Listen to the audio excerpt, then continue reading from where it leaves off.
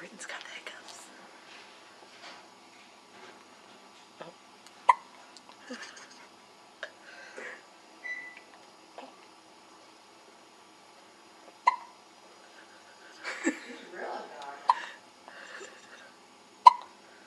Oh.